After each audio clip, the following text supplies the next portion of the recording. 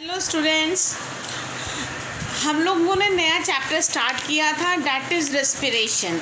आज हम लोग उसी चैप्टर में आगे की ओर बढ़ेंगे। आज उस चैप्टर का टॉपिक है how energy release during respiration is stored, कि कैसे एनर्जी रेस्पिरेशन में रिलीज़ होता है और वो स्टोर होता है। ठीक है, जब हम लोग कोई प्रक्रिया करते हैं तो उसमें एनर्जी कैसे, रेस्पिरेशन में कैसे एनर्जी रिलीज़ होती है और रिलीज़ होती है तो स्टोर कैसे होती है, ये आज हम देखेंगे। All the energy release during respiration is not used immediately by an organism. हम बात कर रहे हैं प्लांट्स की और एनिमल्स दोनों की। जितनी भी एनर्जी हमारे प्लांट्स के या एनिमल्स में रेस्पिरेशन के समय निकलता है, ऐसा नहीं है कि सारे एनर्जी को प्लांट्स बॉडी या एनिमल्स बॉडी इमिडिएटली यूज़ कर लेती है। जब उसका रिक्वायरमेंट होता है तभी यूज़ करती है, और जो रेस्ट होता है उसको स्टोर करती है। ठीक है, the energy produce during respiration is stored in the form of ATP। जो भी एनर्जी प्रोड्यूस होती है रेस्पिरेशन के समय, वो ATP के फॉर्म में स्टोर होती है हमारे शरीर में। हमारा शरीर ATP के फॉर्म में एनर्जी को स्टोर करता है, लेकिन जब यूज़ करना होता है तो उसको ADP एडिनो डाई यानी 2 एडिनो डाई फॉस्फेट में वो कन्वर्ट करके यूज़ करता है। लेकिन जब स्टोर करता है हमारे शरीर में तो एडिनो ट्राईफॉस्फेट यानी ATP। ठीक है, जब उसको रिक्वायरमेंट होगा वो ATP से ट्राईफॉस्फेट से कन्वर्ट करके डाईफॉस्फेट ADP में कन्वर्ट करके वो यूज़ करता है। ADP क्या हुआ? Adenosine diphosphate. एक होता है इनऑर्गेनिक फॉस्फेट। ठीक है, the molecules of ADP are present in cell. ADP के जो मॉलिक्यूल्स होते हैं हमेशा सेल्स में प्रेजेंट होते हैं। ADP का जो एनर्जी लेवल कंटेंट है वो लो होता है, और ATP का एनर्जी लेवल कंटेंट क्या होता है? हाई होता है। ये भी हमारे शरीर में प्रेजेंट होता है। ठीक है, इनऑर्गेनिक फॉस्फेट क्या है? एक नया टर्म है जो कि inorganic phosphate is a substance which contain phosphate group, यानी कि इसको हम लोग कैपिटल P स्मॉल i से इंडिकेट करते हैं। इनऑर्गेनिक फॉस्फेट क्या एक सब्सटेंस है जिसमें फॉस्फेट ग्रुप है, यानी कि जो कि फॉस्फोरस और ऑक्सीजन से मिलके बना है। फॉस्फेट ग्रुप है जो कि फॉस्फोरस और ऑक्सीजन से मिलकर बना है। इनऑर्गेनिक फॉस्फेट को रिप्रेजेंट करते हैं कैपिटल P स्मॉल i से। ठीक है,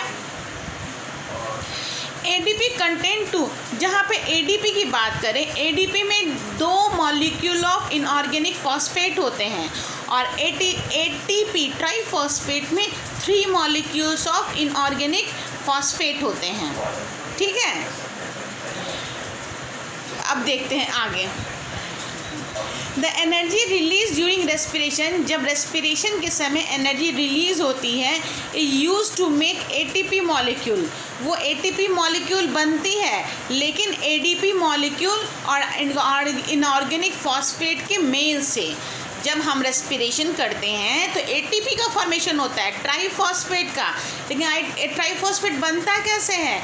ये बनता है एडिनोसिन डाईफॉस्फेट और इनऑर्गेनिक फॉस्फेट जब आपस में मिलते हैं, यानी ADP plus PI equal to ATP triphosphate. ठीक है, ADP combines with inorganic phosphate by absorbing energy. तो ADP प्लस IP, तो इसमें एनर्जी का एब्जॉर्बमेंट होता है। ADP plus PI plus energy, तब क्या बना? ATP। तो वो ATP हमारे शरीर में एब्जॉर्ब हो जाएगा। ठीक है, ये ध्यान रखिएगा, हम जब हमारे शरीर को जब रिक्वायरमेंट होती है तो वो ATP यूज़ नहीं करता, वो ADP यूज़ करता है। ATP को स्टोर करने के काम में यूज़ करता है वो।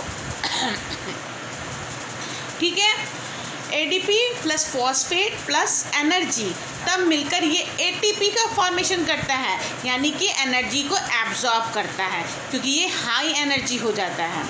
अब जब सेल को एनर्जी की रिक्वायरमेंट है, उसको नीड है, तब ATP can be broken down using water. वो वाटर को यूज़ करके एनर्जी को रिलीज़ करता है। यानी ATP equal to ADP plus phosphate plus energy, यानी कि वापस वही रिएक्शन बन गया। ATP equal to ADP plus inorganic phosphate plus energy. Energy इसमें क्या हुई? रिलीज़ हो गई। ठीक है, एनर्जी जो हमारे रिलीज़ होती है दैट इज़ 30.5 किलो जूल पर मोल। 30.5 किलो जूल पर मोल इस प्रोसेस में रिलीज़ होती है। The energy release by ATP is use to carry out all the endothermic reaction taking place in the cell. जो एनर्जी रिलीज़ होती है ATP के द्वारा जो यूज़ की जाती है एनर्जी, रिलीज्ड एनर्जी, उसमें एंडोथर्मिक रिएक्शन होता है सेल्स में। यानी जब एनर्जी रिलीज़ हो रही है हमारे शरीर में, एनर्जी एंडोथर्मिक रिएक्शंस के द्वारा रिलीज़ होती है और ATP ब्रेक डाउन होता है। तो हमारे यहाँ दो रिएक्शन होते हैं, एक होता है एंडोथर्मिक रिएक्शन, एक होता है एक्सोथर्मिक रिएक्शन। एंडोथर्मिक रिएक्शन क्या होता है? Reaction in which the system absorb energy from the surrounding, यानी in the form of heat, but always in the form of heat. यानी reaction in which the system absorb, ये reaction क्या होता है? Reaction in which system absorb करती है energy को from the surrounding से, but all surrounding usually but not always in the form of heat. ठीक है, usually but not in the form of heat. वो अपने सराउंडिंग से ही एब्जॉर्ब करती है एनर्जी, तो इसको हम लोग एंडोथर्मिक रिएक्शन कहते हैं। और exothermic reaction in which release energy in the form of heat, जब एनर्जी रिलीज़ होती है इन हीट के फॉर्म में, तो इसको एक्सोथर्मिक रिएक्शन कहते हैं। एंडोथर्मिक क्या कहते हैं? सराउंडिंग से एनर्जी को जब एब्जॉर्ब होता है, सराउंडिंग से एनर्जी जब एब्जॉर्ब होता है तो उसको एंडोथर्मिक रिएक्शन कहते हैं। और जब एनर्जी रिलीज़ होती है इन द फॉर्म ऑफ हीट के रूप में, तो इसको हम एक्सोथर्मिक रिएक्शन कहते हैं। ठीक है, ADP can be converted to ATP by absorbing energy during respiration. ADP क्या होता है? वो कन्वर्ट होता है ATP में जब एनर्जी को एब्जॉर्ब किया जाता है रेस्पिरेशन में। And ATP converted back to ADP releasing energy to the use by cell. और ATP फिर से वापस ATP में कन्वर्ट होता है to be use by cells के यूज़ करने के। यानी कि ATP हमेशा स्टोर करने के काम आता है और ADP जो है हमेशा सेल्स के द्वारा यूज़ किया जाता है, again and again and again and again. ठीक है, this ensure a just continuous supply of energy to the organism. ये इंश्योर करता है कंटिन्यूस सप्लाई, यानी कि बार बार यही सप्लाई होते रहता है।